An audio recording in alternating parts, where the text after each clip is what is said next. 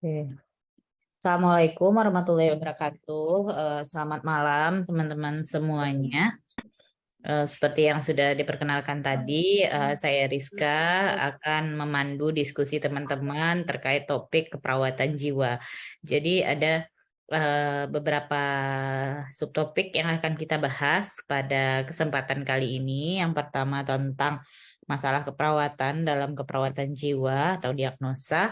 Setelah itu tindakan keperawatan dalam keperawatan jiwa dan komunikasi terapeutik dalam keperawatan jiwa.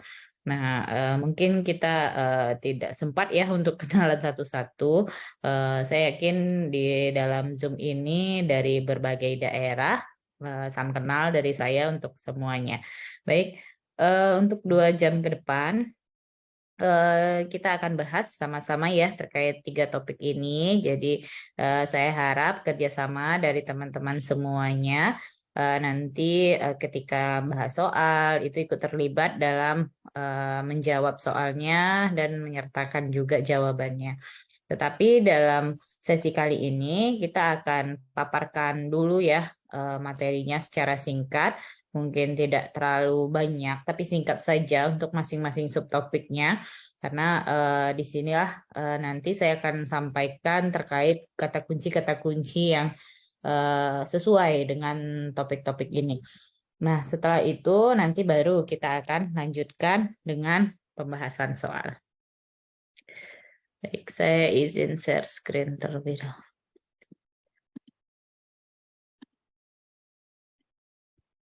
Saya yakin teman-teman di sini sudah banyak tahu ya tentang topik ini karena pastinya sudah melewati tahap pendidikan, baik itu dimulai dari tahap pendidikan S1, sarjana, setelah itu dilanjutkan di tahap pendidikan profesi. Jadi nggak mungkin nggak familiar dengan topik-topik ini. Pasti sudah banyak yang tahu ya tentang topik-topik ini. Ini hanya sebagai penguatan saja untuk dalam persiapan ujian kompetensinya untuk mengingat kembali ya topik-topik ini. Tentunya nanti jika dirasa ada yang berbeda dengan apa yang teman-teman dapatkan sebelumnya di bangku perkuliahan itu kalau mau klarifikasi atau bertanya itu silakan ya. Jadi di sini sifatnya kita diskusi, bukan berarti saya menggurui, tidak ya. Jadi kita diskusi sama-sama jika memang referensi yang teman-teman baca itu tepat. Baik, ini ya topik kita pada kesempatan kali ini. Masalah keperawatan jiwa, setelah itu tindakan keperawatan dalam keperawatan jiwa dan komunikasi terapeutik pada keperawatan jiwa. Kita masuk ke masalah keperawatan jiwa ya. Jadi ini pengantar. Ingat kembali bahwa kelompok diagnosa pada keperawatan jiwa itu ada 3. Ada kelompok diagnosa sehat, resiko, gangguan jiwa. Jadi dikelompokkan menjadi 3 ini ya untuk diagnosa keperawatan jiwa. Hanya saja yang menjadi kompetensi seorang nurse, kompetensi utama ya di buku kompetensi pendidikan nurse itu hanya di 5 diagnosa resiko dan 7 diagnosa gangguan. Jadi cukup pelajari itu saja. Jadi yang sehat abaikan. Bukan berarti sehat ini tidak masuk kompetensi, bukan ya. Sehat ini kita pelajari di bangku perkuliahan S1. Itu sebagai ilmu pengetahuan saja, itu bisa diterapkan saat bekerja. Tapi kalau untuk ujian kompetensi fokus saja ke 5 diagnosa resiko dan 7 diagnosa gangguan. Itu yang akan keluar dalam ujian kompetensi nggak akan jauh dari itu kalau untuk masalah keperawatan ataupun diagnosa keperawatan. Nah, ini kira-kira gambaran untuk asuhan keperawatan jiwa, diagnosis sehat ya. Jadi kesiapan peningkatan perkembangan ibu hamil, bayi, kanak-kanak, prasekolah, anak sekolah, remaja, dewasa muda, dewasa tua atau dewasa, lansia, dan defisiensi pengetahuan. Nah, ini untuk kelompok sehat. Karena tidak masuk di buku kompetensinya nurse, ini abaikan saja ya. Jadi kita fokus untuk soal sekarang kan untuk ujian kompetensinya. Nah, masuk ke kelompok diagnosis resiko. Nah, di kelompok diagnosis resiko ini sebenarnya ada beberapa ya. Ini ada berapa nih? 11 atau 1, 2, 3, 4, 5, 6, 7, 8, 9, 10. 10 diagnosa. Yang hanya menjadi kompetensi utama itu cukup 5 saja. Apa saja itu? Ansietas, gangguan citra tubuh, harga diri rendah situasional, ketidakberdayaan, dan keputusasaan. Jadi 5 ini yang menjadi kompetensi utama seorang nurse. Nah, jadi cukup pelajari yang 5 ini. Tapi ada kemungkinan berduka ini akan keluar, tapi lebih ke tahap berdukanya ya, atau ke tahap proses atau tahapan berdukanya. Nah, selanjutnya kelompok diagnosis gangguan jiwa. Nah, gangguan jiwa itu ini yang menjadi kompetensi cukup 7, yaitu resiko perilaku kekerasan, halusinasi, waham, harga diri rendah kronik, isolasi sosial, defisit perawatan diri, dan resiko bunuh diri. Jadi sebelum beberapa waktu kemarin, saya konfirmasi dulu ke bagian soal yang apa ya, yang menentukan soal hukum ya di bidang jiwa. Jadi untuk keperawatan jiwa itu kita menggunakan referensi utamanya itu buku Asuhan Keperawatan Jiwa yang penerbitnya EGC, penulisnya Prof. Budi itu. Masih menggunakan itu ya. Kita belum merujuk ke SDKI, SIKI, SLKI. Jadi teman-teman pelajari yang buku itu saja kalau referensi utamanya supaya tidak keliru dalam menjawab soalnya. Bukan berarti SDKI, SLK itu tidak bagus, bukan ya. Malah lengkap buku itu. Kalau di intervensi itu malah dibikin apa ya, poin-poin khusus ya. Misalkan ada khusus dukungan emosional, ada dukungan spiritual, dan lain-lain ya, dibikin bagian-bagian tertentu oleh buku yang intervensi pada buku Siki itu. Nah, tapi kalau sekarang mungkin pelan-pelan nanti beberapa tahun lagi mungkin akan menggunakan buku SDKI yang lain itu ya. Tapi kalau sekarang kan ujiannya mungkin tahun ini kan. Nah, itu masih menggunakan buku Asuhan Keperawatan Jiwa penerbit EGC, penulisnya Prof. Budi dan teman-temannya. Nah, itu buku terbitan 2020 kalau saya nggak salah ya, 2000 yang warna biru navy, warna-warna dongker, ada dongker putihnya, hijaunya. Nah, buku itu gunakan buku itu untuk rujukan utama dalam belajar ya, untuk belajar persiapan soal-soal jiwa. Oke. Nah, ini kita masuk ke penjelasannya satu-satu terkait diagnosa psikososial. Nah, yang pertama tadi diagnosa ansietas. Apa itu ansietas? Ansietas itu merupakan perasaan was-was, khawatir, takut yang tidak jelas, atau nggak nyaman, seakan-akan terjadi sesuatu yang mengancam. Pasti di sini semua orang pasti pernah ya mengalami ansietas, hanya saja di tingkat yang mana. Biasanya yang pernah dialami oleh kita itu adalah di tingkat yang ringan. Itu biasa, itu hal yang normal terjadi. Tetapi kalau mulai ke tingkat sedang, berat, sampai panik itu berarti tergantung kondisinya lagi kan. Nah, kalau yang biasa dialami oleh orang pada umumnya, individu pada umumnya, itu ansietas di tingkat yang ringan. Nah, yang kedua ada harga diri rendah situasional. Harga diri rendah ini ada 2, ada harga diri rendah situasional, ada harga diri rendah kronik. Kalau harga diri rendah kronik itu masuk ke kelompok diagnosa gangguan. Berarti ditegakkan pada pasien-pasien yang sudah mengalami gangguan jiwa.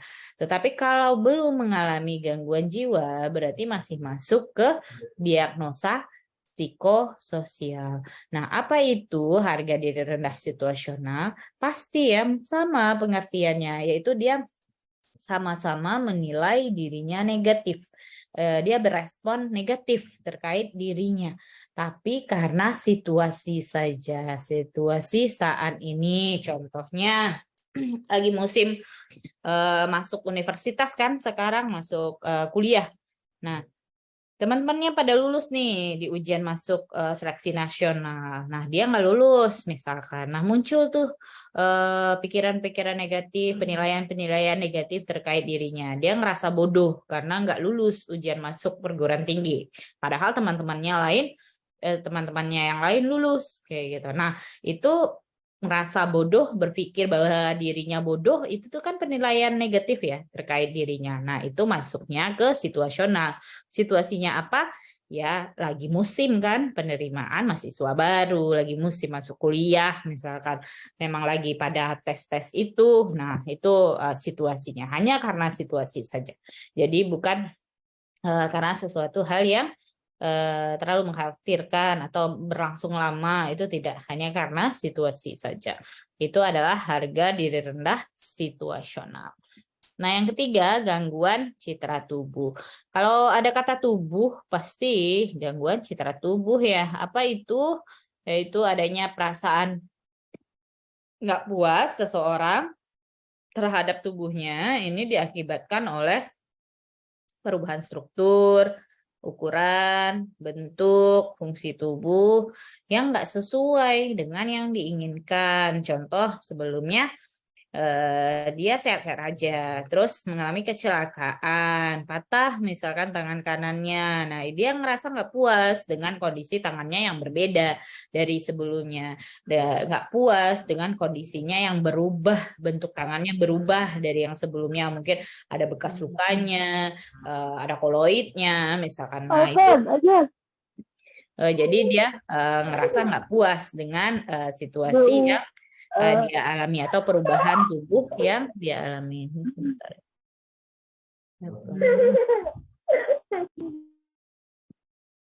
Oke.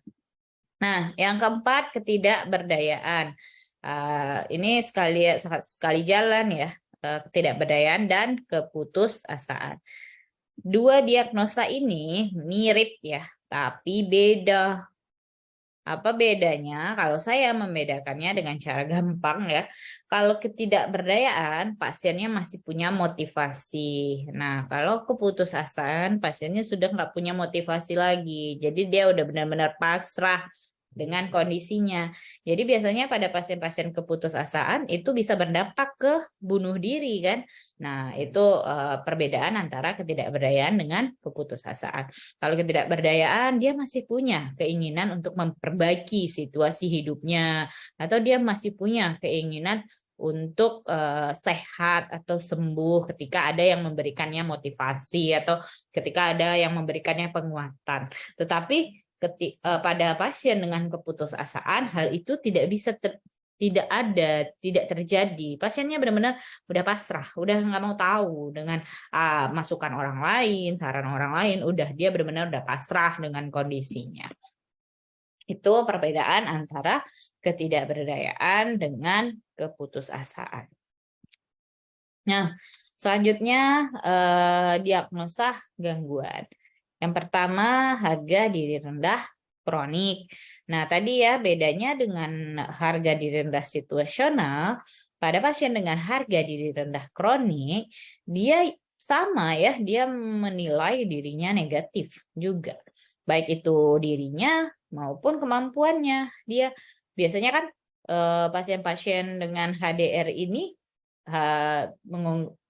pasti akan ada pikiran-pikiran otomatis negatif ya, pikiran-pikiran negatif itu pasti muncul dalam dirinya. Misalkan contoh nih, saya berpikir bahwa saya orang yang paling mengecewakan di dunia ini, atau saya berpikir saya orang yang nggak punya apa-apa, saya ini orang bodoh, saya nggak bisa apa-apa, saya nggak berguna, atau saya nggak bermanfaat untuk orang lain, saya ini apa lagi ya, tidak pernah dihargai oleh orang lain misalkan. Nah, itu penilaian-penilaian negatif ya terkait dirinya. Pastinya diagnosa ini ditegakkan pada pasien-pasien dengan kondisi gangguan jiwa karena masuk ke kelompok diagnosa gangguan. Nah, kalau pada soal disebutkan bahwa pasien ini dirawat di rumah sakit jiwa, itu sudah pasti ya pasiennya gangguan jiwa. Nah, misalkan muncul tanda gejala harga diri rendah, berarti diagnosa yang ditegakkan adalah harga diri rendah kronik. Nah, yang kedua, resiko perilaku kekerasan. Nah, saya ingin menyampaikan sedikit terkait diagnosa ini ya. Kalau di buku yang asuhan keperawatan jiwa yang EGC itu, hanya ada resiko perilaku kekerasan ya, tidak ada diagnosa PK. Jadi yang ada hanya diagnosa resiko perilaku kekerasan. Tetapi kalau buku SDKI itu ada muncul ya diagnosa perilaku kekerasan. Tetapi karena kita masih berpedoman pada buku asuhan keperawatan jiwa, nah jadi kita gunakan referensi itu saja ya. Jadi yang ada jika pasien menunjukkan perilaku-perilaku membahayakan orang lain, baik itu secara fisik dan emosional, itu jawabannya RPK. Jadi bukan PK. Nah, hati-hati keliru ya nanti pada soal. Halusinasi. Halusinasi ini merupakan gangguan persepsi di mana pasien ini pasti mempersepsikan sesuatu yang sebenarnya tidak ada. Misalkan orang lain tidak merasakan, dia sendiri yang merasakan. Orang lain tidak melihat, dia sendiri yang melihat. Jadi itulah gangguan persepsi. Yang keempat, waham. Yang namanya waham pasti pasiennya memiliki keyakinan yang salah dan itu dia pertahankan terus-menerus. Jadi dia menganggap dirinya adalah seorang presiden misalkan.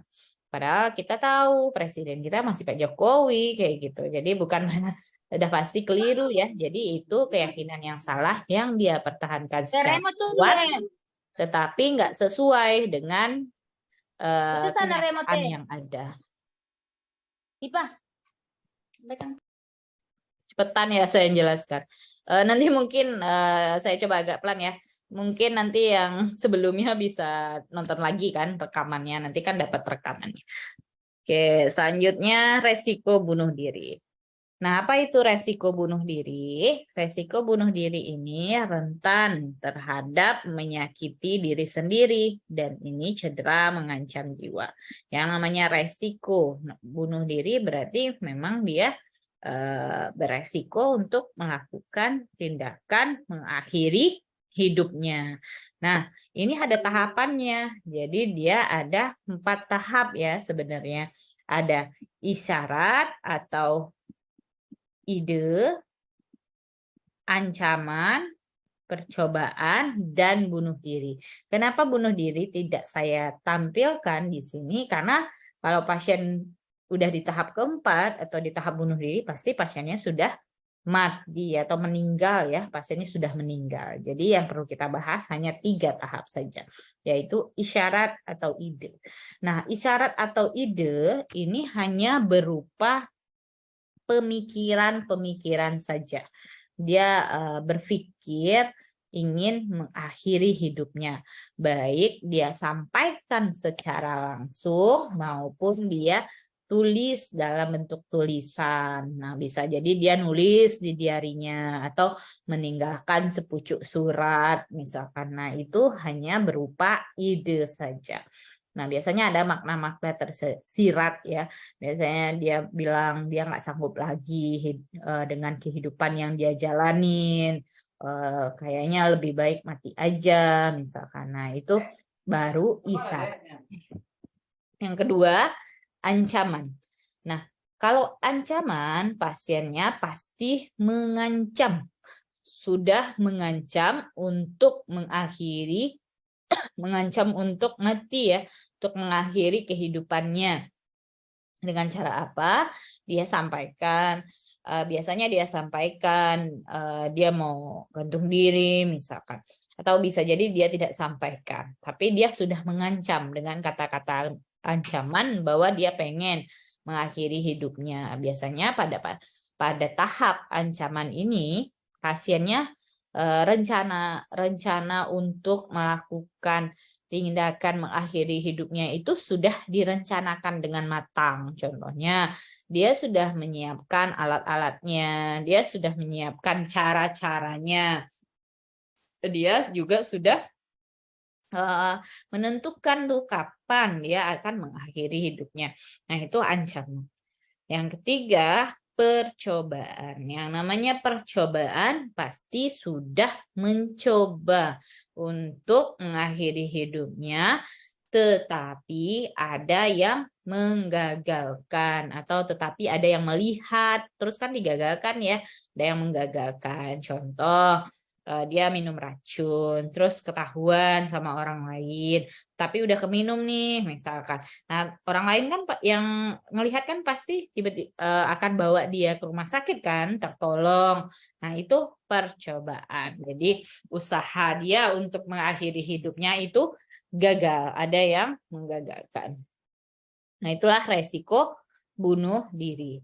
Yang keenam, isolasi sosial. Nah, isos beda ya dengan harga diri rendah. Apa bedanya? Kalau pada pasien dengan harga diri rendah, pasiennya masih mampu mengungkapkan apa yang dia pikirkan, apa yang dia rasakan, walaupun dengan nada suara yang pelan. Tetapi pada pasien ISOS itu lebih cenderung tidak ada interaksi, jadi cenderung diam. Jadi yang kita amati pada pasien isolasi sosial ini lebih ke perilakunya. Biasa kan dia menarik diri, nggak mau ketemu orang-orang, banyak diam, diarahkan nggak mau, biasanya kan gitu. Jadi kalau saya mengatakan pasien ISOS ini ya mirip-mirip lah dengan malas, nggak mau ngapa-ngapain. Ya, yang ketujuh, defisit perawatan diri. Yang namanya defisit itu pasti kurang ya, berarti adanya ketidakmampuan dalam melakukan perawatan dirinya. Nah, inilah 7 diagnosa gangguan dan yang tadi 5 diagnosa resiko. Oke, kita lanjut dulu ya. Nanti mungkin sesi tanya jawabnya nanti setelah penyampaian materi ini dulu. Nah, selanjutnya tindakan keperawatan dalam keperawatan jiwa. Nah, jadi tip-triksnya dalam menjawab soal ini sama ya sebenarnya dengan menjawab soal tadi masalah keperawatan atau diagnosa. Jadi kalau pada keperawatan jiwa itu kita fokus ke data here and now atau data saat pengkajian, data yang kita temukan saat kita mengkaji pasien. Nah, itulah data utama yang menjadi rujukan kita dalam menjawab soal.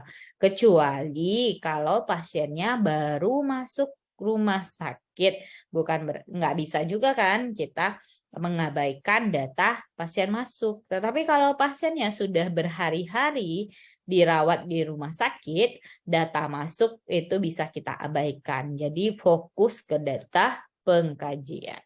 Sama dengan tindakan keperawatan gitu juga. Jadi fokus ke data. Kita lihat datanya apa. Setelah itu analisa kan. Kira-kira masalah keperawatan pasien ini apa. Dan tentukan tindakan keperawatan yang kita berikan. Ada pengecualian tertentu untuk diagnosa ya tertentu. Contohnya halusinasi. Pada pasien halusinasi itu ada tahap-tahapnya ya, ada tahap-tahap halusinasi. Nah, itu mungkin perlu kalian baca lagi. Nah, itu beda-beda tergantung pasien itu berada di tahap yang mana. Tindakan keperawatannya yang kita berikan itu pasti akan beda ya. Misalkan pasien berada di tahap 1, misalkan beda tindakan keperawatannya. Yang tahap 2 beda. Yang lain sama ya dengan tahap 2, 3, 4 itu sama. 1 dan 2 itu pasti beda tindakan keperawatan yang akan kita berikan pada pasien. Nah, selanjutnya komunikasi terapeutik. Jadi dalam keperawatan jiwa kita menggunakan komunikasi terapeutik ya yang berguna, tentunya gunanya untuk memberikan asuhan keperawatan yang komprehensif pada pasien. Nah, komunikasi terapeutik ini kita biasa gunakan antara kita perawat dengan pasien perawat dengan keluarga pasien, perawat-perawat, dan perawat dokter. Nah, inilah penggunaan dari komunikasi terapeutik. Nah, ini teknik-tekniknya.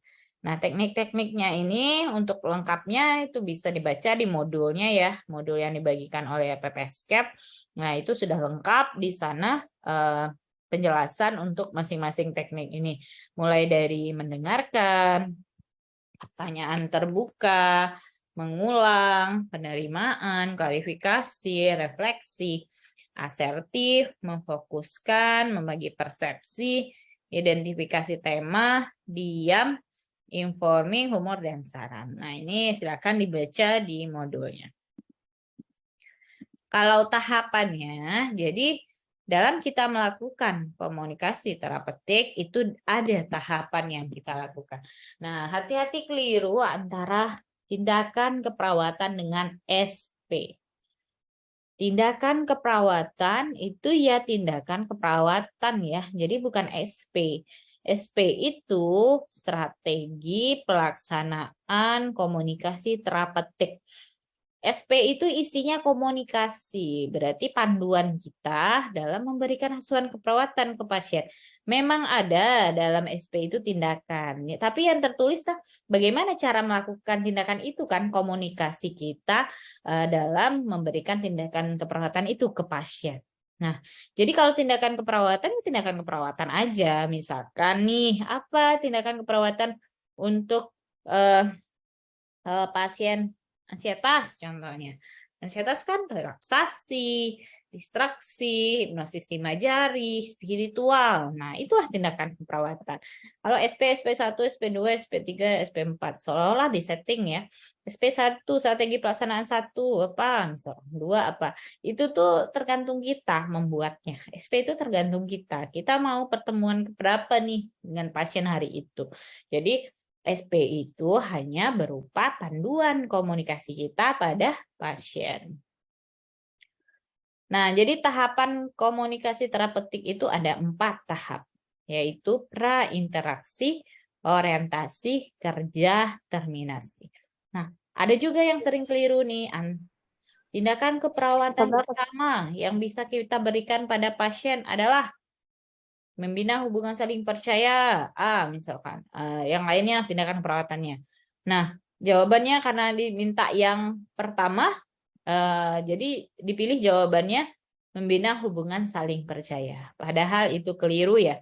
Bina hubungan saling percaya itu bukan tindakan keperawatan.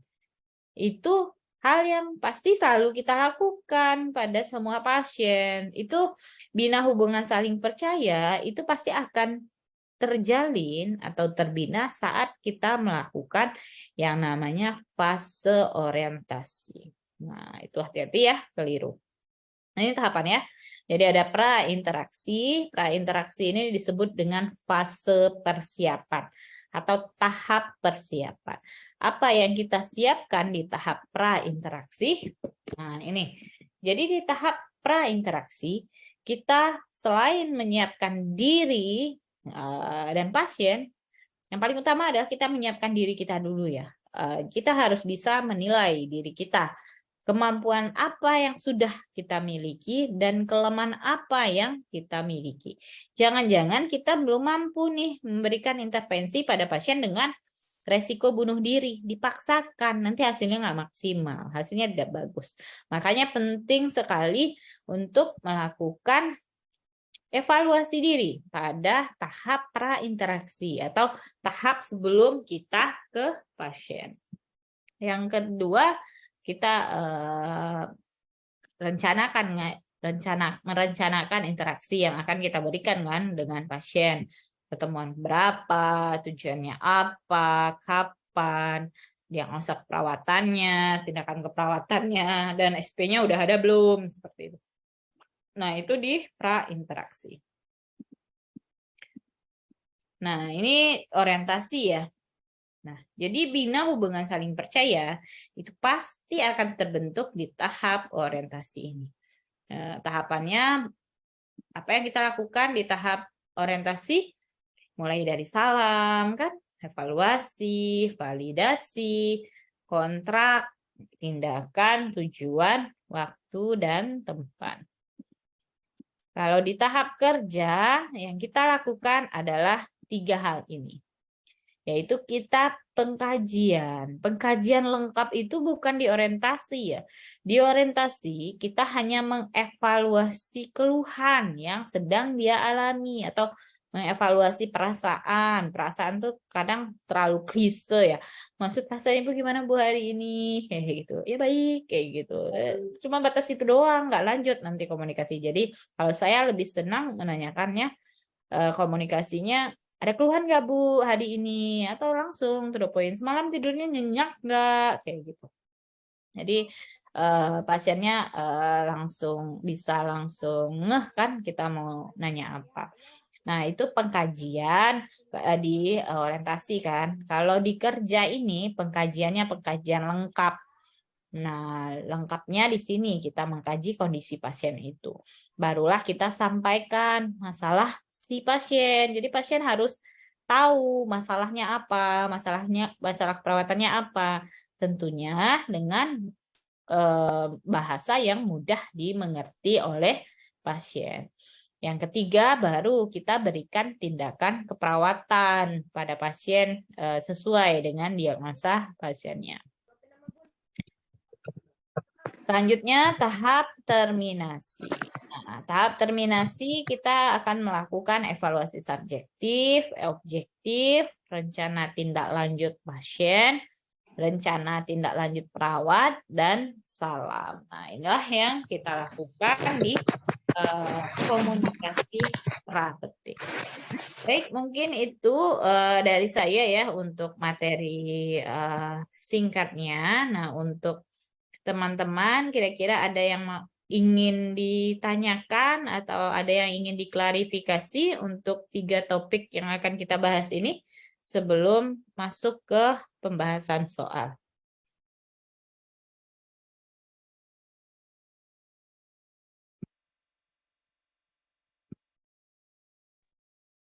Lanjut, Bu. Lanjut Izin, ya, Bu. ya. Soal Bu. Izin, Bu. Bu, Iya, silakan. kita membahas tentang diagnosa gangguan keperawatan jiwa. Untuk ciri-cirinya ataupun kata kuncinya itu bagaimana ya, Bu? Misalnya untuk di apa ya? Isolasi sosial. Itu kan, Bu, seperti pasiennya suka menyendiri, tidak mau berbaur dengan orang lain. Untuk yang lainnya bagaimana ya, Bu? Saya kurang paham, Bu. Mereka Anda mau menghilangkan tubuh-tubuh. Terima kasih, Bu. Ya, sama-sama. Oke, mungkin untuk lebih lengkapnya bisa baca di modul ya. Siapa namanya nih? Miftahul Jannah. Nanti mungkin saya jelaskan sedikit ya untuk kata kunci untuk masing-masing diagnosa. Kalau lebih lengkapnya itu ada di modul ya, udah ada di modul untuk masing-masing diagnosa itu udah ada di modul. Kalau HDRK seperti yang saya sampaikan tadi ya, jadi menilai dirinya negatif, berarti contohnya ada dia berpikir bahwa dia adalah orang yang nggak berguna, merasa tidak berguna, misalkan berpikir dirinya bodoh, merasa tidak bisa melakukan apa-apa, merasa tidak berpikir bahwa dirinya tidak memiliki kemampuan apapun. Terus cenderung murung juga kan kalau objektifnya. Tergantung kalau yang misalkan dia menyampaikan bahwa dirinya adalah orang yang tidak berguna, berarti itu kan subjektifnya. Kalau objektifnya pasti murung. Namanya HDR. Kalau HDR berarti minder kan, ada perasaan minder, nggak percaya diri kan dengan kondisinya. Pasti ada ungkapan malu, itu pasti ada ya. Dia menganggap dirinya adalah orang yang memalukan, merasa malu dengan kondisinya yang saat ini sakit misalkan. Nah, itu harga diri rendah kronis. Kalau RPK ya marah-marah, banting-banting, mukul, terus pandangannya tajam, tangannya mengepal. Nah, tanda gejala untuk orang marah itu resiko perilaku kekerasan. Kalau halusinasi tergantung dia halusinasinya Jenis apa? Halusinasi penglihatan, misalkan berarti melihat, kan? Melihat ada bayangan. Kalau pendengaran, mendengar suara-suara. Kalau dia pengecapan, dia mungkin mencium bau-bau darah atau bau-bau apapun itu. Tapi orang lain nggak ada merasakan itu. Mengecap, dia ngerasa makanannya itu berasa pasir, misalkan. Terus perabaan, misalkan. Halusinasi perabaan, dia ngerasa gatal-gatal, ada sesuatu yang menjalar-jalar di tubuhnya, padahal sebenarnya nggak ada. Itu halusinasi. Kalau waham, tergantung dia jenis waham apa. Misalkan kalau waham kebesaran, dia menganggap dirinya adalah orang yang berjaya, misalnya paling jaya di kampungnya, atau dia menganggap dirinya adalah seorang presiden, misalkan. Atau kalau dia waham somatik, misalkan dia menganggap dirinya sakit padahal nggak punya sakit apapun. Kalau nihilistik, misalkan dia menganggap dirinya itu udah meninggal, nggak ada lagi di dunia ini.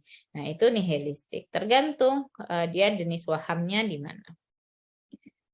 Kalau resiko bunuh diri, ya tanda gejala bunuh diri yang tadi pasti dari ide, ancaman, percobaan bunuh diri. Pasti yang utamanya adalah dia mengungkapkan keinginannya untuk mengakhiri hidupnya. Misalkan itu berarti ide, kan, ide bunuh diri. Kalau ancaman, dia mengancam orang-orang sekitarnya ingin mengakhiri hidupnya. Kalau percobaan, berarti kalau pada soal datanya pasien ini sudah mencoba untuk mengakhiri hidupnya dengan cara misalkan gantung diri atau minum racun atau terjun dari lantai yang tinggi, nah di gedung yang tinggi, nah itu percobaan. Tapi ada yang menyelamatkan. Isos itu menarik diri ya, penarikan diri dari orang lain, menarik diri, nggak mau ngapa-ngapain, nggak nggak mau ikut kegiatan apapun, cenderung diam, kontak mata kosong, minimal misalkan. Nah, itu isos. Kalau defisit perawatan diri berarti ketidakmampuan dalam merawat dirinya. Misalkan pasien ini bau, terus kotor, nggak ganti baju, nggak gosok gigi, misalkan terlihat kotor, penampilan nggak rapi. Nah, itu defisit perawatan diri. Nah, untuk lebih lengkapnya nanti silakan lihat di modul ya. Di modul itu udah ada tanda gejala untuk masing-masing diagnosanya. Membedakan pasien ISOS dengan HDR. Ya, tadi kalau pasien HDR itu namanya pasien harga diri rendah ya, harga diri rendah. Dia ada ungkapan penilaian negatif terkait dirinya. Pasiennya masih mampu mengungkapkan ke perawat terkait kondisi dirinya, walaupun dengan ada suara yang pelan, karena kan malu biasanya ya pasiennya nggak percaya diri. Tapi kalau pasien ISOS enggak. Pasien ISOS nggak mampu untuk itu. Pasien ISOS itu lebih ke penarikan dirinya. Dia menarik diri dari orang sekitarnya, menarik diri dari kegiatan-kegiatan yang dilakukan. Jadi cenderung malas, nggak ngapa-ngapain, mojok aja, misalkan tidur-tiduran aja. Terus banyak melamun, biasanya kan kontak matanya nggak ada, ditanya apa nggak jawab, biasanya gitu. Jawab pun nggak jelas apa ya dia sampaikan. Nah, itu perbedaan antara ISOS dan HDR. Pasti beda. Kalau ada pasien mengungkapkan penilaian-penilaian negatif terkait dirinya, ada datanya, misalkan pasien mengungkapkan bahwa dirinya adalah orang yang tidak berguna. Nah, itu HDR, sudah pasti HDR ya, bukan ISOS. Gitu, nurse. Baik, kira-kira yang lain ada lagi, teman-teman? Atau lanjut ke soal?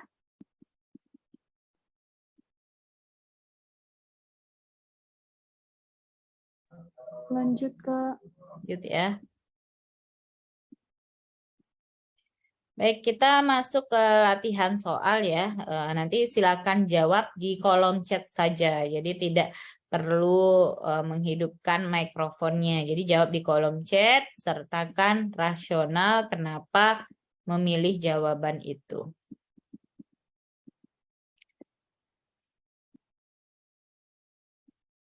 Baik, masuk soal pertama.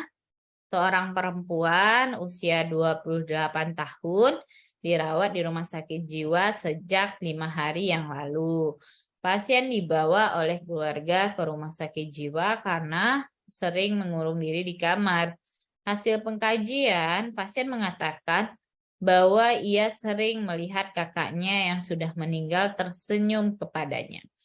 Pasien sangat senang jika melihat kakaknya tersebut. Nah, apakah tindakan keperawatan yang tepat pada kasus tersebut? A. Melatih pasien menghardik. B. Melatih pasien bercakap-cakap. C. Melatih pasien melakukan aktivitas harian. D. Melatih pasien cuek. Dan E. Melatih pasien cara berkenalan. Nah, silakan dijawab di kolom chat dan sertakan rasionalnya.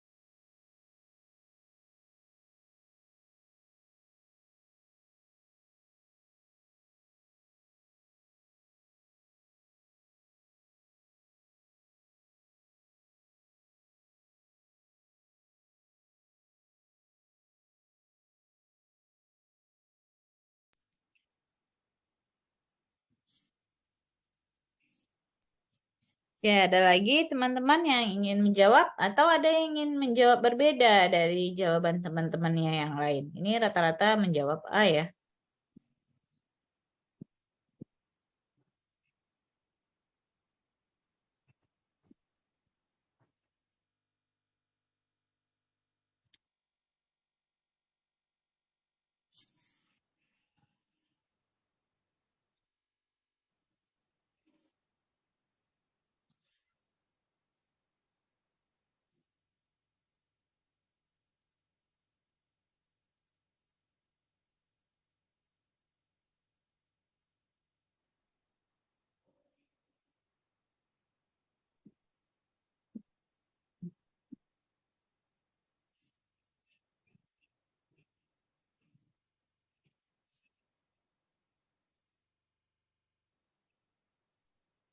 Ada lagi teman-teman yang ingin menjawab? Jika tidak ada, kita bahas ya untuk soal pertama. Soal pertama, kita fokus ke data pengkajian ya, hasil pengkajian. Kenapa? Karena ini pasiennya sudah 5 hari rawatan, jadi fokus ke data pengkajian. Di sini kita lihat pasiennya mengatakan ia sering melihat kakaknya yang sudah meninggal itu tersenyum kepadanya.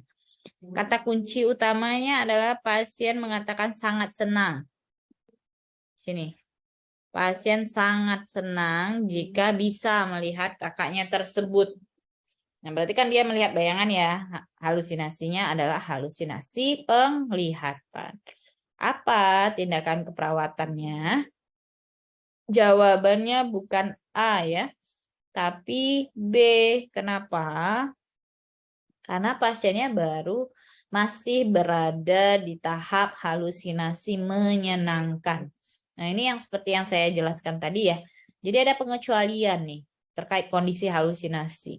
Jika pasiennya berada di tahap menyenangkan, kita tidak bisa mengajarkan pasiennya menghardik. Kenapa? Pasti pasiennya akan suka karena dia lagi menikmati halusinasinya. Nah, jadi ini tahapannya. Jadi tahap-tahap halusinasi itu ada 4. Ada comforting, condemning, controlling, conquering. Jadi di comforting, halusinasinya ini bersifat menyenangkan. Soal seperti ini sering keluar ya, jadi hati-hati melihat data soalnya. Nah, comforting, nah ini menyenangkan. Jadi pasiennya senang, masih menikmati halusinasinya. Nah, ini kan responnya tersenyum, tertawa sendiri, asik sendiri. Nah, itu dia masih menikmati halusinasinya. Ketika kita mengajarkan menghardik, tentunya pasiennya nggak akan suka. Makanya kita perlu alihkan dengan bercakap-cakap. Nah, jika pada soal pasien sudah diajarkan bercakap-cakap, apa lanjutannya? Jadwal kegiatan melatih kegiatan terjadwal atau kegiatan harian yang C ya tadi pilihan jawabannya. Tapi karena ini belum ada yang dilatih apapun, berarti jawabannya adalah melatih pasien bercakap-cakap. Kecuali kalau pasiennya sudah berpindah atau berubah ya kondisinya di tahap yang 3 ini. Baru yang kita latih adalah menghardik. Jadi jawabannya adalah B. Belum ada yang tepat ya tadi menjawabnya. Jadi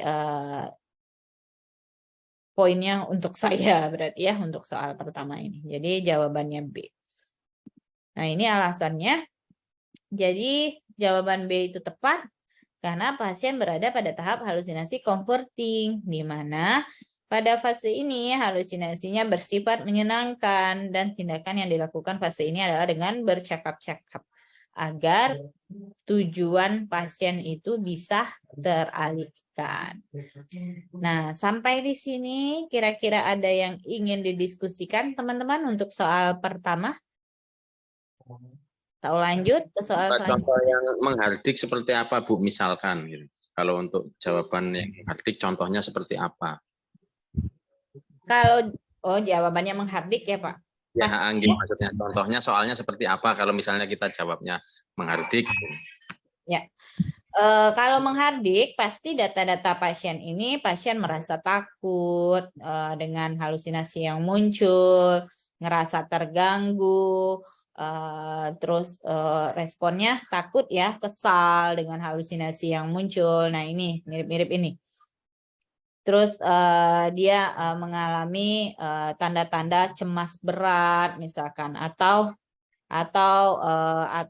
tanda-tanda fisik ansietas, berdebar jantungnya, terus dia ngerasa khawatir kalau misalkan bayangan itu muncul lagi. Jadi responnya itu lebih ke takut, tidak senang, takut dan senang. Kalau tadi ya menyenangkan itu senang, kalau di tahap yang lain itu pasti responnya takut, merasa terganggu. Nah, itu itunya datanya. Berarti nggak sesuai SP ya. Nah, ini hati-hati seperti yang saya jelaskan tadi ya. SP itu bukan tindakan keperawatan. SP itu hanya sebagai strategi pelaksanaan komunikasi terapeutik. Tindakan keperawatan ya tindakan keperawatan. Apa tindakan keperawatan untuk halusinasi? Misalkan menghardik, cuek, bercakap-cakap, plus dan latihan terjadwal, 4 obat kan. Nah, itu tindakan keperawatan untuk halusinasi. Nah, jadi ya nggak apa-apa. Jadi nggak ada aturannya tindakan keperawatan itu harus selalu berurutan. Tetapi tindakan keperawatan yang kita berikan ke pasien itu disesuaikan dengan kondisi pasien. Jadi disesuaikan dengan data yang kita temukan pada pasien seperti itu. Itu ya. Benar, jadi tidak harus berurutan tindakan keperawatan itu, tidak harus berurutan, tetapi disesuaikan dengan kondisi. Pengecualian ini kalau halusinasi ya, kalau yang lain-lain itu sebenarnya seringnya rata-rata berurutan ya tindakan keperawatan. Tapi kalau halusinasi ini, karena dia ada tahapannya, tahapan kondisi halusinasi seorang pasien itu, nah makanya tindakan keperawatannya menyesuaikan dengan situasi si pasiennya. Soal ini sering keluar di ujian kompetensi. Jadi teman-teman harus jeli dalam melihat data soalnya. Oke, yang lain kira-kira ada lagi teman-teman?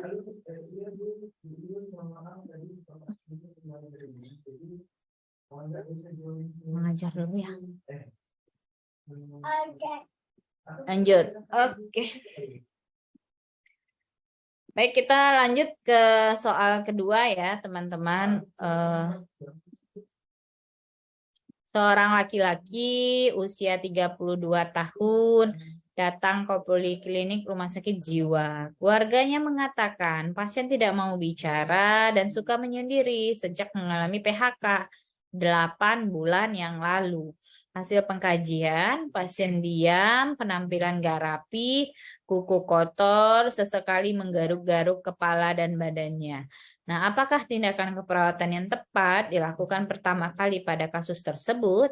Membina hubungan saling percaya, melatih membersihkan lingkungan, melatih pasien cara perawatan kebersihan diri, melatih pasien berdandan atau berhias dengan baik, dan melatih makan dan minum secara mandiri. Nah, silakan dijawab di kolom chat dan sertakan rasionalnya.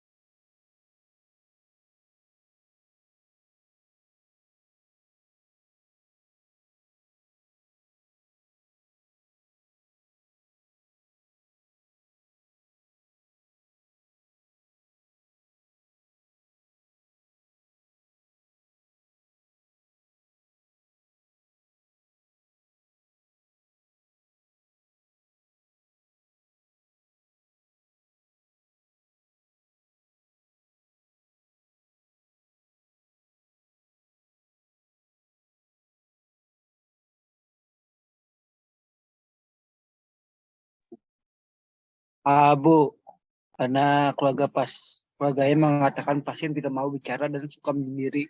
Jadi kita bina hubungan dulu, Bu, untuk perawatan selanjutnya. Ya, oke, Pak. Baik, kita bahas ya, teman-teman, untuk soal kedua. Nah, soal kedua. Nah, ini sedikit meragukan mungkin ya. Jadi yang pertama pastinya kita lihat dulu ya pertanyaan dari soal itu apa. Nah, soalnya pertanyaannya adalah apakah tindakan keperawatan yang tepat dilakukan pertama kali pada kasus tersebut. Jadi yang ditanyakan adalah tindakan keperawatannya apa.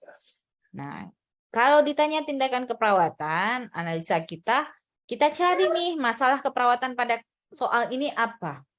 Nah, kalau pada soal, masalah keperawatannya adalah defisit perawatan diri ya. Kita lihat pada data.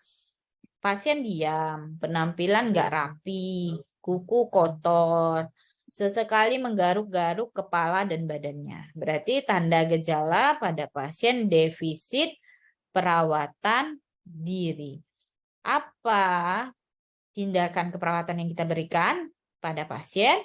Tentunya langsung saja latih pasien cara perawatan kebersihan diri. Nah, mungkin kan pasiennya dibiarin terus kayak gini. Kenapa bukan A jawabannya? Seperti yang saya sampaikan tadi, Membina hubungan saling percaya bukan tindakan keperawatan, tapi hal yang pasti atau wajib selalu kita lakukan ya pada semua kondisi pasien, pada semua pasien itu pasti kita akan lakukan bina hubungan saling percaya. Bina hubungan saling percaya pasti akan terbentuk saat kita melakukan fase orientasi. Nah, fase komunikasi terpetik tadi kan, fase orientasi. Kalau kita melakukan fase orientasi, pasti kita melakukan yang namanya bina hubungan saling percaya. Saya rubah nih pertanyaannya.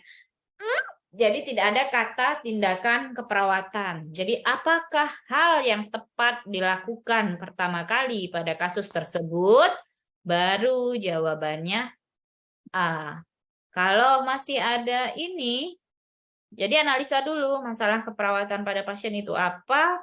Setelah itu baru kita tentukan tindakan keperawatan yang akan kita berikan pada pasien itu apa. Baik, nah itu ya teman-teman, hati-hati ya, hati-hati. Nggak apa-apa, kalau sekarang salah itu wajar ya, nggak apa-apa. Nanti pada saat beneran ujian kompetensi, itu mudah-mudahan udah bisa menjawabnya dengan tepat. Baik, selamat untuk teman-teman yang sudah menjawab C. Saya lihat ada ya, yang sudah mulai banyak tadi yang menjawab C. Untuk soal kedua, kira-kira ada yang ingin ditanyakan?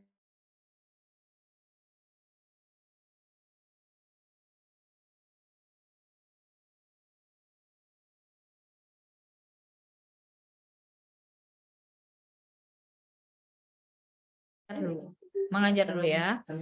Nah, ini pembahasannya ya teman-teman. Nah, ini untuk tindakan keperawatan pada pasien defisit perawatan diri yang terbaru nih ya di buku. Tapi di modul itu juga yang terbaru ya, yang udah saya kasih itu yang terbaru.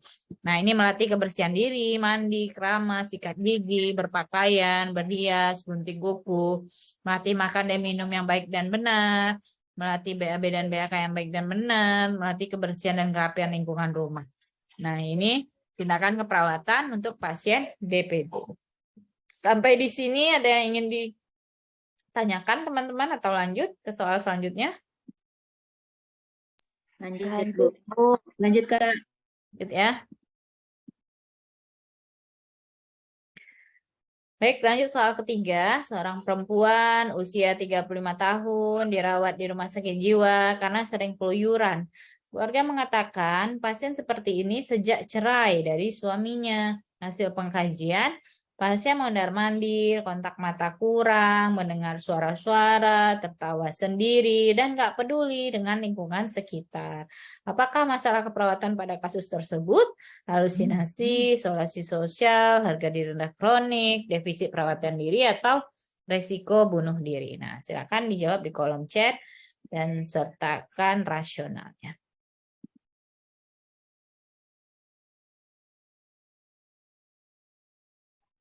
Bu. Iya, Nurse. Jawab di kolom chat aja ya, Nurse, supaya teman-teman yang lain juga bisa menjawab.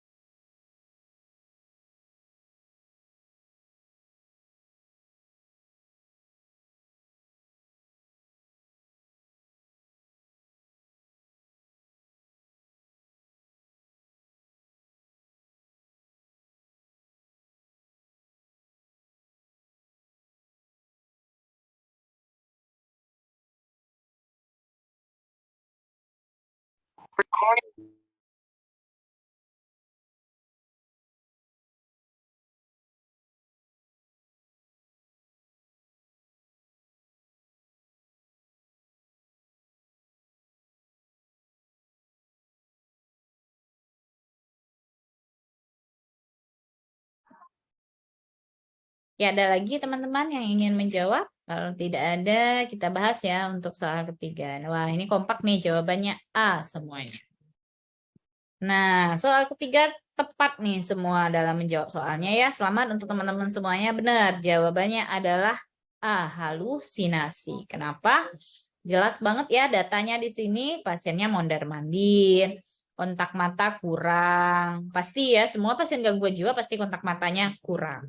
Nah, mendengar suara-suara, tertawa sendiri, dan nggak peduli dengan lingkungan sekitar. Berarti halusinasinya adalah halusinasi pendengaran. Nah, ini kata kunci utamanya adalah mendengar suara-suara. Nah, jadi jawabannya adalah halusinasi. Nah, ini datanya. Jadi seperti yang kita ketahui, halusinasi itu merupakan gangguan persepsi di mana pasien mempersepsikan sesuatu yang sebenarnya tidak ada. Nah, untuk soal ketiga, ada yang ingin ditanyakan teman-teman atau lanjut ke soal selanjutnya? Ini udah tepat nih semua. Lanjut, semangat ya kalau udah benar. Oke. Nomor 4. Soal keempat, seorang laki-laki usia 42 tahun datang ke poliklinik rumah sakit jiwa dengan keluhan tidak memiliki semangat bekerja. Berdasarkan pengkajian, klien mengatakan ia merasa khawatir di PHK dari pekerjaannya, di mana akan ada pengurangan pegawai besar-besaran. Akibat dari itu, klien sulit untuk tidur, mudah lelah, dan sulit konsentrasi. Apakah masalah keperawatan kasus tersebut, harga diri rendah situasional, ansietas, ketidakberdayaan, berduka disfungsional, gangguan citra tubuh? Nah, silakan dijawab di kolom chat dan sertakan rasionalnya.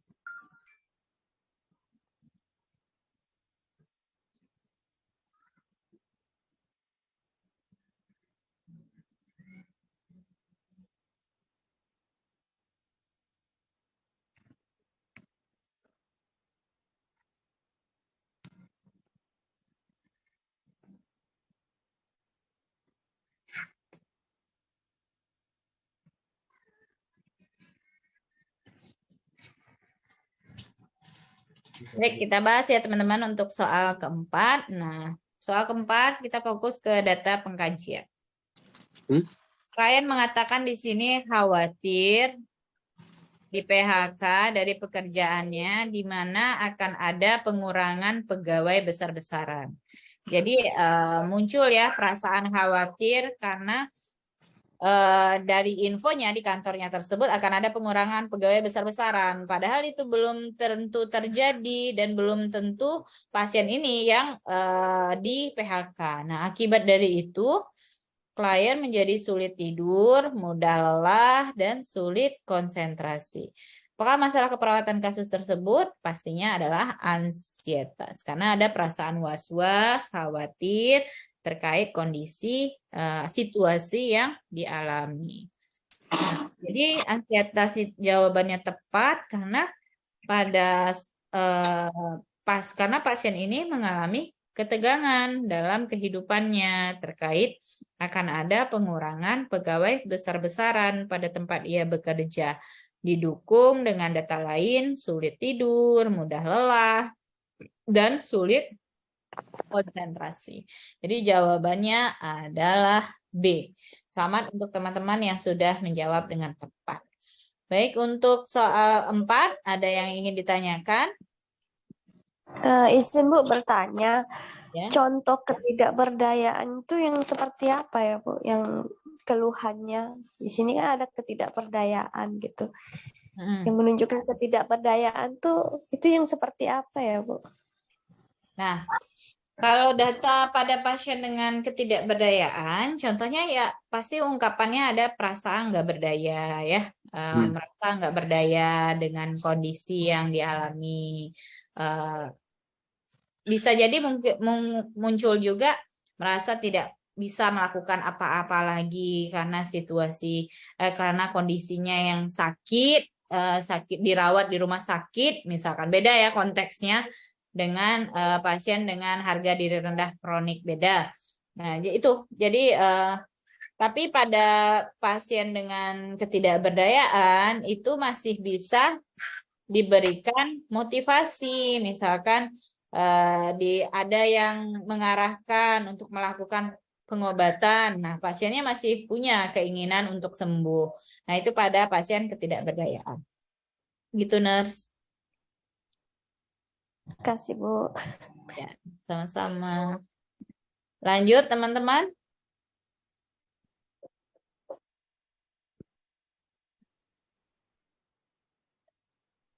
Baik, kalau tidak ada lagi kita lanjut ya soal kelima. Soal kelima, seorang perawat ruangan mendapatkan data bahwa ada 10 orang pasien yang mengalami isolasi sosial dan telah dilatih cara mengatasi isolasi sosial. Perawat menyampaikan pada pasien tersebut bahwa besok akan diadakan TAK sosialisasi. Apakah bentuk kegiatan yang sedang dilakukan oleh perawat tersebut prainteraksi, orientasi, terminasi, kerja, atau kontrak? Silakan dijawab di kolom chat dan sertakan rasionalnya.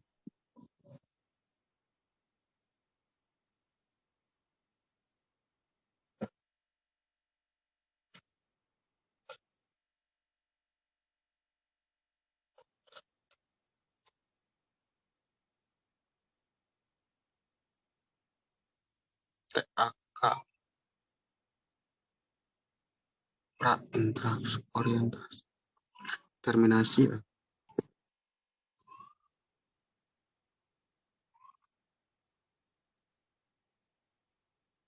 takbir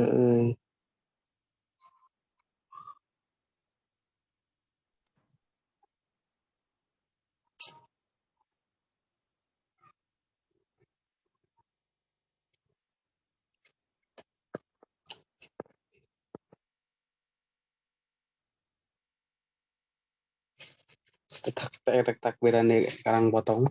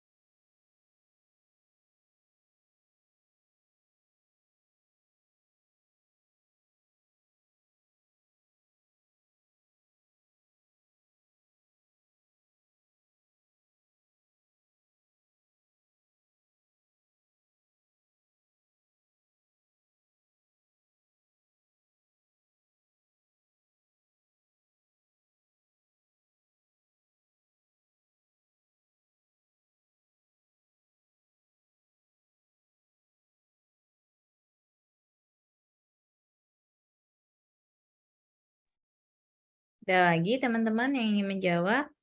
Nah, ini bervariasi lagi ya jawabannya. Ada yang pilih A, ada D, ada C, beda-beda semua nih. Oke, tapi ada nih yang tepat dalam menjawab. Baik, kita bahas ya untuk soal kelima. Nah, soal kelima ini tentang fase komunikasi terapeutik ya. Tentang fase komunikasi terapeutik. Nah, pada soal disampaikan bahwa ada 10 orang pasien mengalami isolasi sosial. Semua pasien ini sudah dilatih bagaimana cara mengatasi isolasi sosialnya atau tindakan keperawatan nurse-nya. Nah, ini sudah dilatih. Perawat ini menyampaikan bahwa besok akan diadakan TAK sosialisasi. Berarti kegiatan TAK-nya belum dilakukan, baru mau dilakukan besok. Sedangkan fase komunikasi itu kita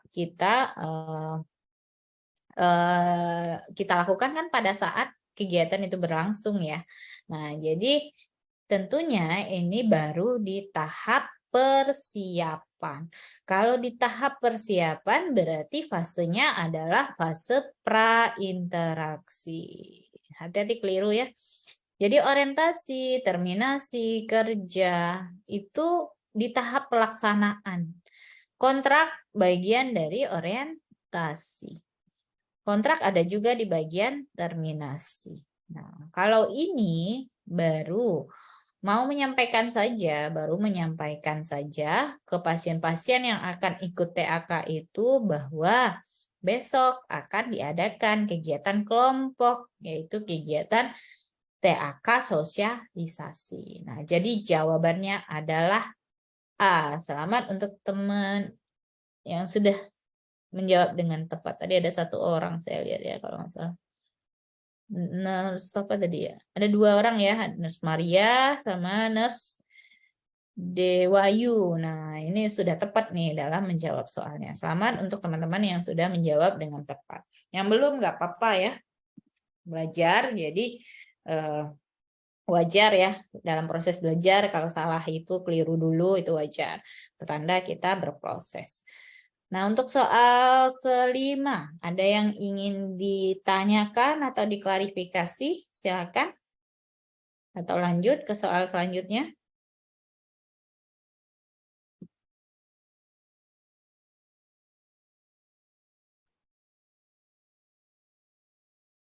Lanjut. Bingung? Mau lanjut atau ada yang ingin ditanyakan dulu, teman-teman? Lanjut, Bu. Berarti itu Lanjut. bukan kontrak waktu ya. Bukan.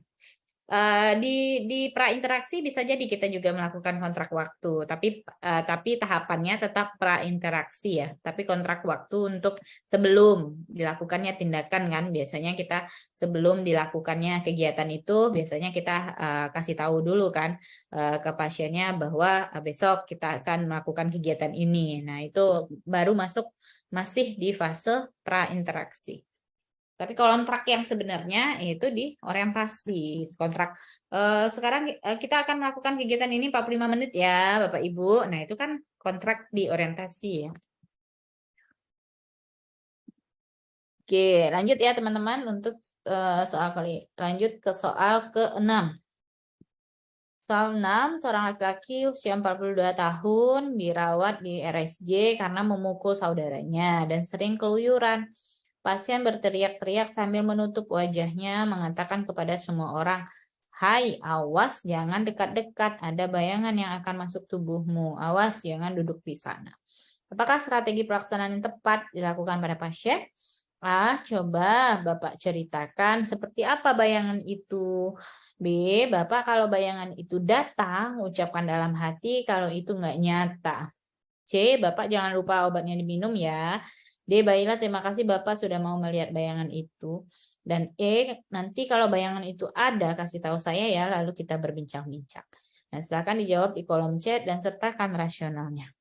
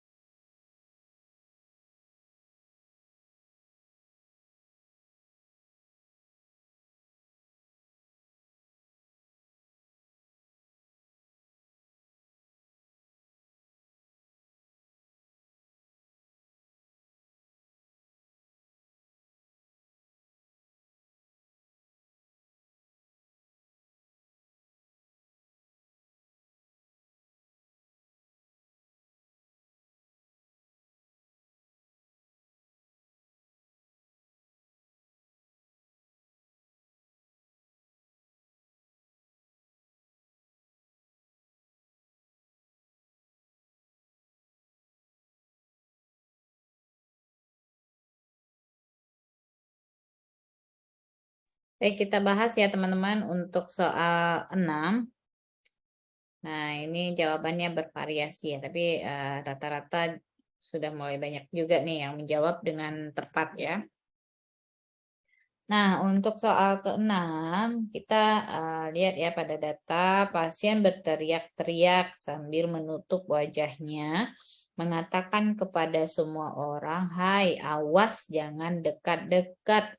Ada bayangan yang akan masuk tubuhmu, awas jangan duduk di sana." Berarti pasiennya mengalami yang namanya halusinasi penglihatan.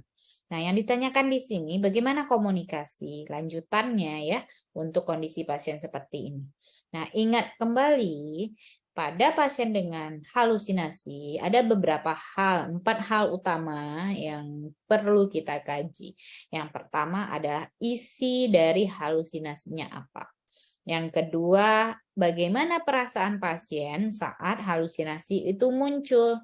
Yang ketiga, waktu dan frekuensi halusinasinya muncul. Yang keempat, upaya apa yang dilakukan untuk mengatasi halusinasi yang muncul atau cara yang dilakukan oleh pasien untuk mengatasi halusinasinya. Nah, itu 4 pengkajian utama ya pada pasien dengan halusinasi. Pada soal ini, pada penyataan pasien ini, belum terlihat adanya isi dari halusinasinya itu apa. Jadi, komunikasi lanjutannya yang akan kita lakukan pada pasien adalah menggali isi dari halusinasi yang dialami oleh pasien. Bagaimana cara menggalinya? Biasanya kalau kita di keperawatan jiwa, kita membiasakan dengan pertanyaan terbuka. Contohnya, jawaban yang A ini. Jadi coba Bapak ceritakan seperti apa bayangan seperti apa bayangan itu, atau seperti apa bayangan yang Bapak lihat itu. Nah, itu untuk mengkaji isi dari halusinasi yang dialami oleh pasien. Jadi jawabannya adalah A. Jadi belum langsung dilatih ya. Jadi lihat dulu kondisi pasiennya ini seperti apa. Nah, jadi jawabannya adalah A. Selamat untuk teman-teman yang sudah menjawab dengan tepat. Nah, untuk soal 6, ada yang ingin diklarifikasi atau lanjut ke soal selanjutnya?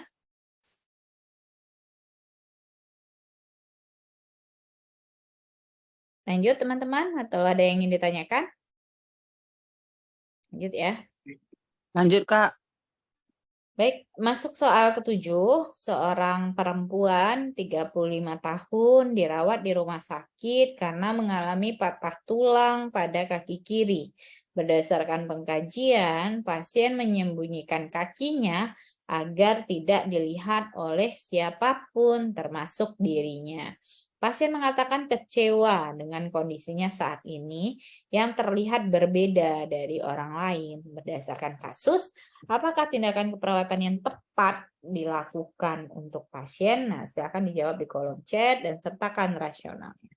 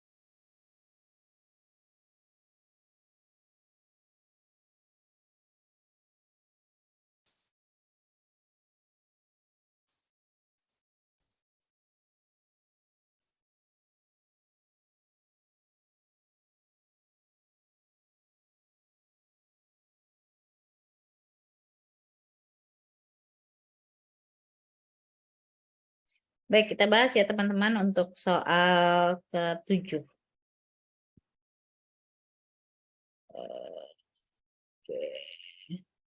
Oke, ini beberapa orang sudah menjawab dengan tepat ya.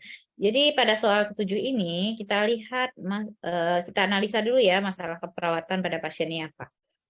Tapi di sini sudah sangat jelas sekali ya, masalah keperawatan pada pasien adalah gangguan citra tubuh. Apa tindakan keperawatan yang tepat dilakukan pada kondisi pasien? Nah, pada pasien ini kondisinya masih sangat kecewa ya dengan kondisinya. Yang yang berbeda dari sebelumnya, yang berbeda dari orang lain. Nah, kalau kondisinya masih kecewa seperti ini, berarti kan kita belum terlalu bisa memberikan intervensi apa-apa ya. Maksudnya yang terlalu melatih sampai berpikir yang keras misalnya. Nah, atau melatih untuk menggunakan bagian tubuhnya itu yang sakit itu secara yang bagian tubuh yang masih sakit itu masih belum terlalu bisa ya kita latih. Nah, yang paling utama adalah kita memberikan motivasi dulu nih ke pasien ini karena kondisinya masih kecewa. Jadi berikan dulu motivasi untuk melihat bagian tubuh yang sakit itu secara bertahap. Jadi jawabannya adalah A. Jadi pasiennya masih membutuhkan motivasi agar mau melihat bagian tubuh yang sakit itu. Nah, setelah itu baru kita bisa tuh ajarkan afirmasi, latih menggunakan bagian tubuh yang sehat dan potensial, barulah kita bisa ajarkan itu. Jadi jawabannya adalah A. Selamat untuk teman-teman yang sudah menjawab dengan tepat.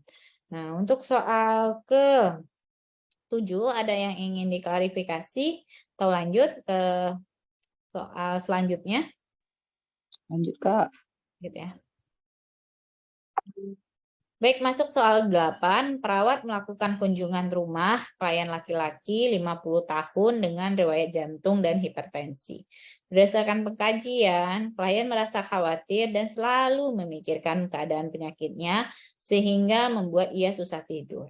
Keluarga klien mengatakan klien tidak mau minum obat dengan teratur dan tidak juga mau menjaga pola makannya. Apakah tindakan keperawatan yang tepat diberikan pada klien untuk mengatasi masalah psikososialnya? Kolaborasi pemberian obat penenang, memberikan informasi tentang obat, mengajarkan klien patuh minum obat, mengajarkan teknik relaksasi, memotivasi klien patuh diet. Nah, silakan dijawab di kolom chat dan sertakan rasional.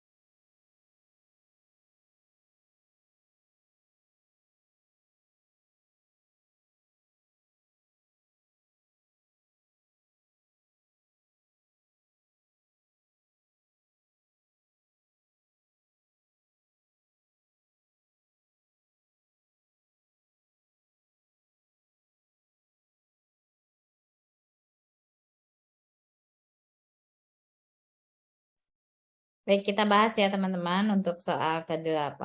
Nah, soal ke-8 pasiennya Yang ditanyakan adalah tindakan keperawatan ya untuk mengatasi masalah psikososialnya.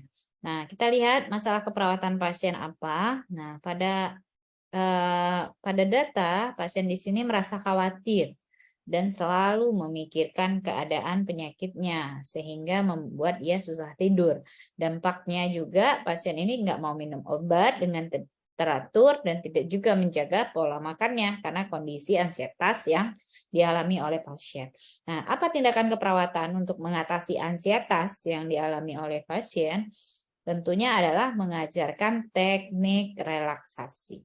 Jadi jawabannya adalah D. Oke. Nah, beberapa orang sudah menjawab dengan tepat ya. Selamat untuk teman-teman yang sudah menjawab dengan tepat. Jadi jawabannya adalah D ya, karena masalah keperawatan pasien adalah ansietas. Karena pada soal ditanyakan adalah apakah tindakan keperawatan untuk mengatasi masalah psikososialnya. Udah jelas banget ya, yang diatasi adalah masalah psikososialnya. Jadi kita analisa apa nih masalah psikososial pada pasien, yaitu ansietas. Nah, tindakan keperawatannya yaitu mengajarkan teknik relaksasi.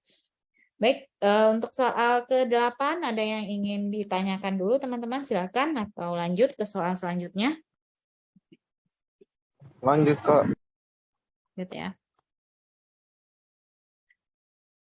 Baik, masuk soal 9. Seorang laki-laki 25 tahun dirawat di rumah sakit jiwa sejak 3 hari yang lalu. Dibawa oleh keluarganya karena tidak mau keluar rumah sejak 3 bulan terakhir. Berdasarkan pengkajian, kontak mata kurang, sering menunduk, merasa dirinya tidak bisa apa-apa, dan malu saat berhadapan langsung dengan orang lain selain anggota keluarga. Berdasarkan kasus, apakah tindakan keperawatan yang tepat dilakukan untuk pasien?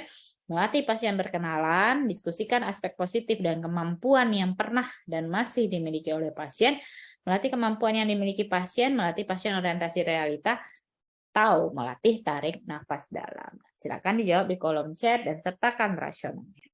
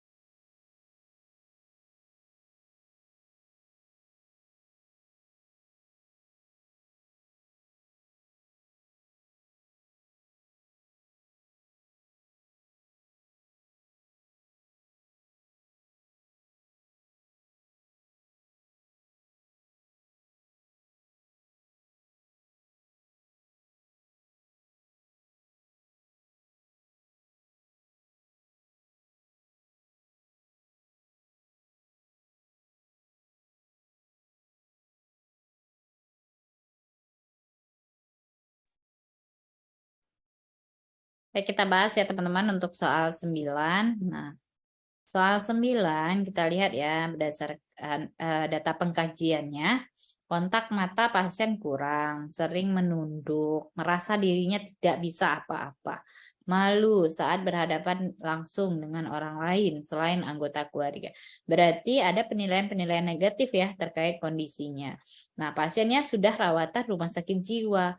Jadi diagnosa keperawatannya adalah harga diri rendah kronik. Nah, yang ditanyakan adalah tindakan keperawatan yang dilakukan untuk pasien apa. Yang pertama pastinya adalah mendiskusikan aspek positif dan kemampuan yang pernah dan masih dimiliki oleh pasien. Jadi jawabannya adalah B.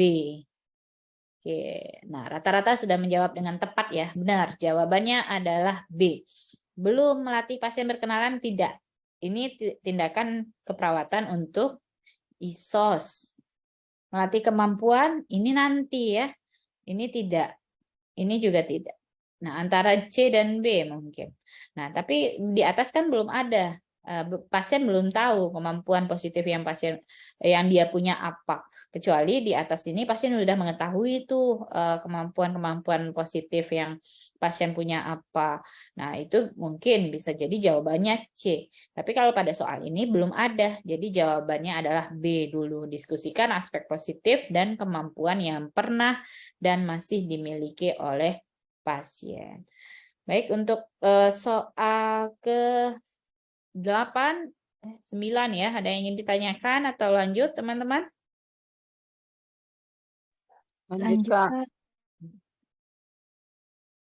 Baik, masuk soal 10. Seorang laki-laki usia 29 tahun dirawat di rumah sakit jiwa. Pasien selalu mengatakan kalau ia adalah orang yang paling dihargai di kampungnya karena merupakan titisan raja. Saat dikaji, pasien selalu mengatakan hal yang sama, padahal itu nggak benar adanya. Pasien sudah diorientasikan ke realita, baik itu orang, tempat, dan waktu oleh perawat. Nah, apa tindakan keperawatan selanjutnya yang tepat kasus tersebut? Melatih pasien cara berbicara yang baik, melatih kemampuan positif yang dimiliki pasien, latihan orientasi realita, melatih tarik nafas dalam, melatih pasien cara pemenuhan kebutuhan dasar. Nah, silakan dijawab di kolom chat dan sertakan rasionalnya.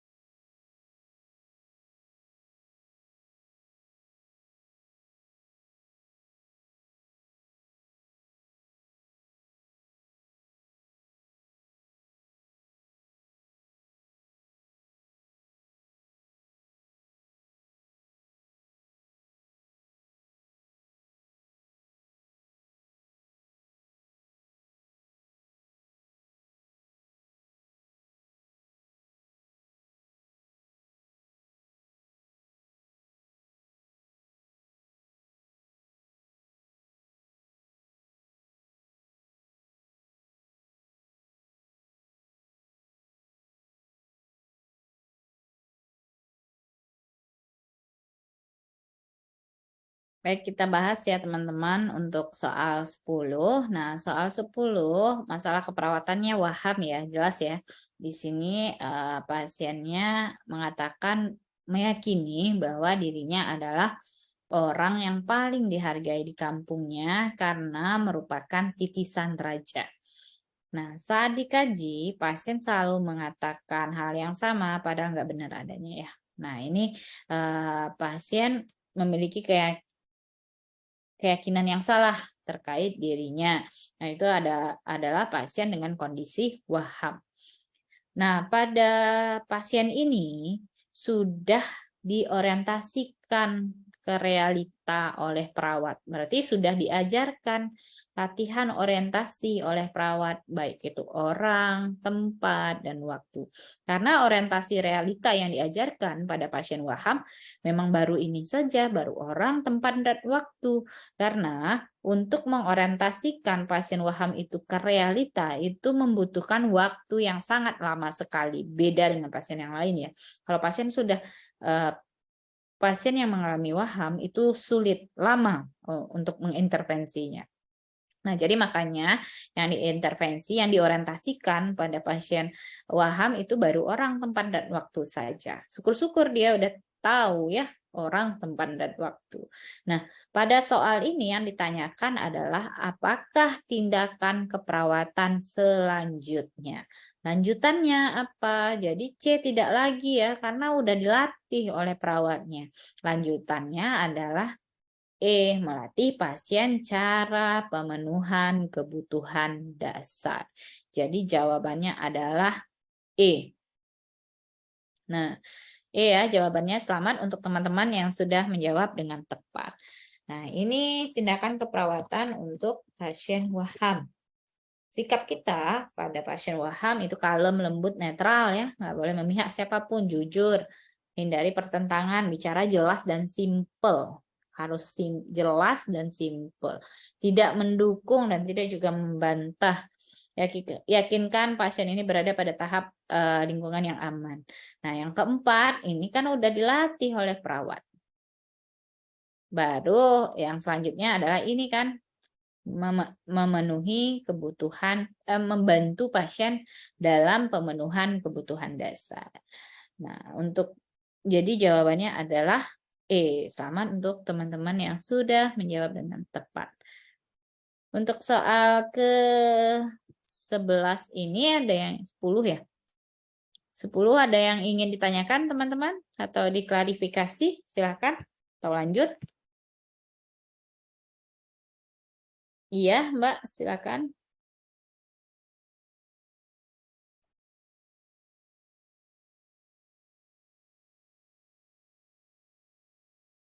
Ada yang ingin ditanyakan, teman-teman? Silakan. Waham agama dan kebesaran. Kalau waham kebesaran, dia meyakini bahwa dirinya adalah orang yang besar atau memiliki kekuatan khusus ya. Tapi kalau agama itu dia meyakini keyakinan terkait agamanya. Misalkan, contoh nih kalau waham kebesaran, dia mengatakan bahwa dirinya adalah seorang raja.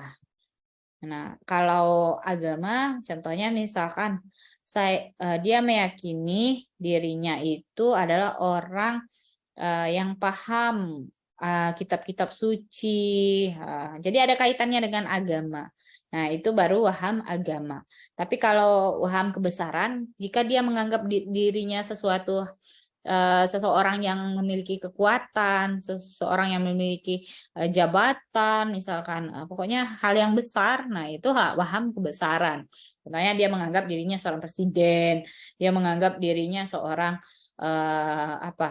pramugari misalkan, atau nahoda, nah itu waham kebesaran. Tapi kalau agama itu memang ada kaitannya dengan agama.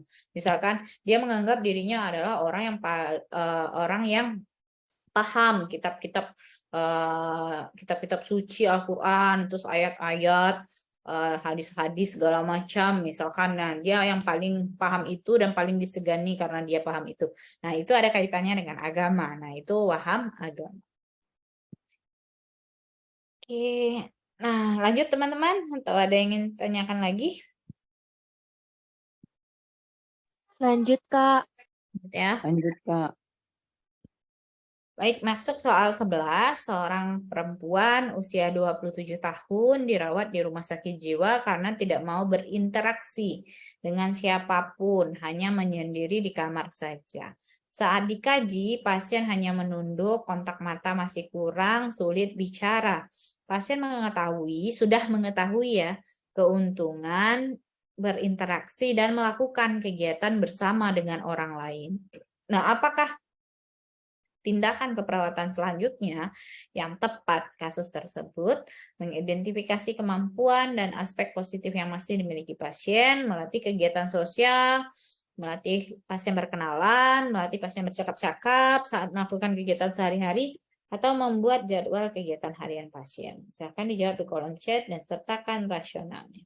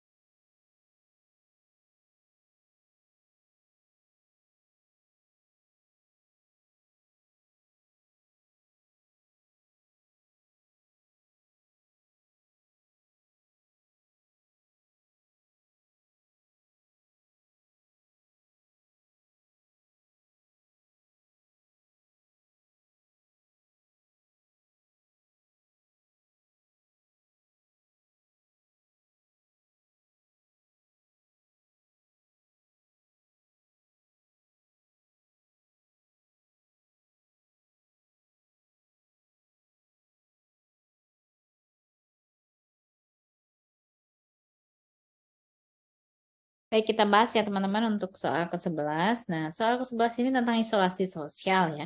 Nah, jadi datanya pasien di sini tidak mau berinteraksi dengan siapapun, hanya menyendiri di kamar saja.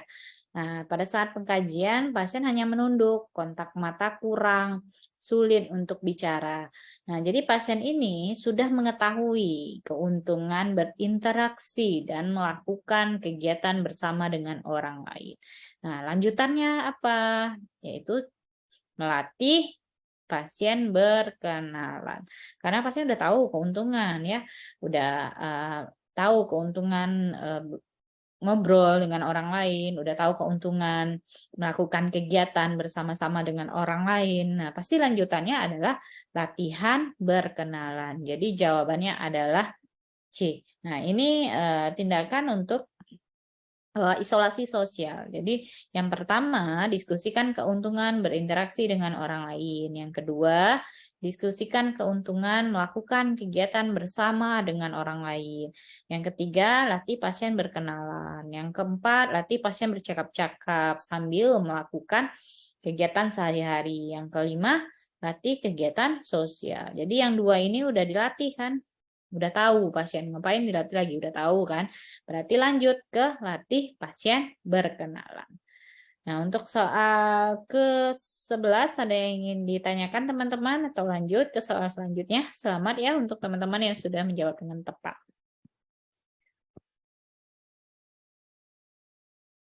Lanjut.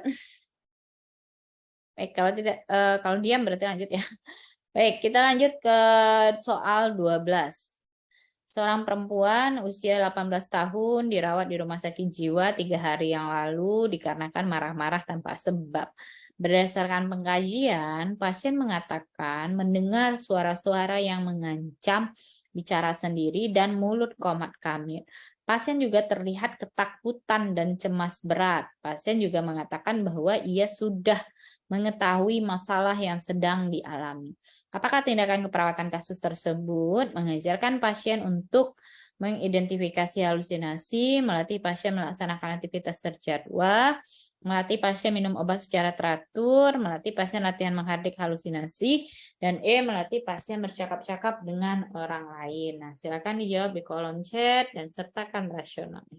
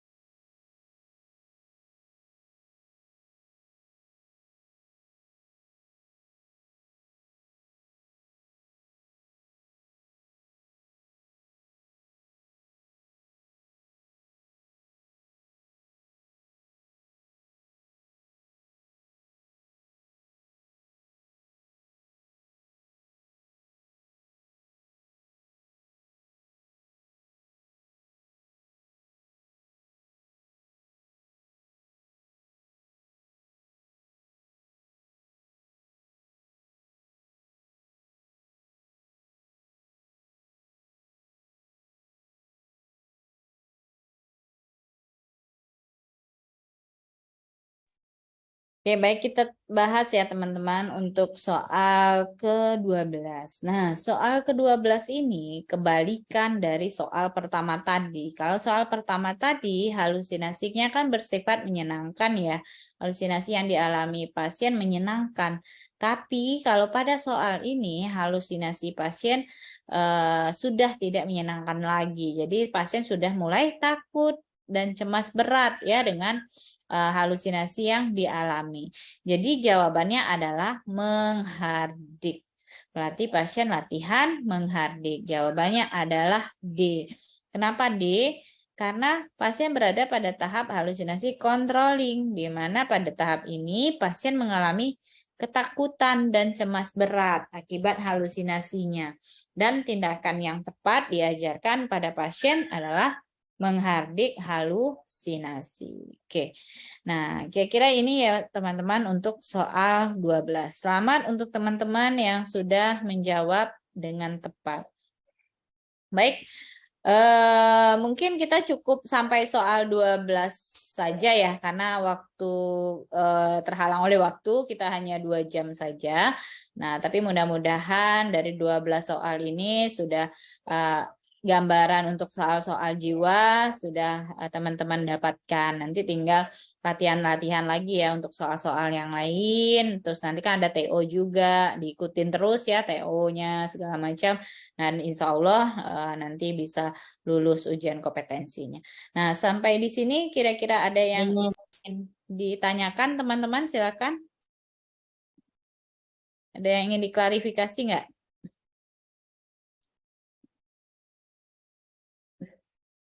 Ada yang ingin ditanyakan lagi dari materi yang sudah kita diskusikan sama-sama dalam 2 jam ini? Atau cukup? Baik, kalau memang tidak ada lagi, saya cukupkan ya pertemuan kita pada kesempatan kali ini.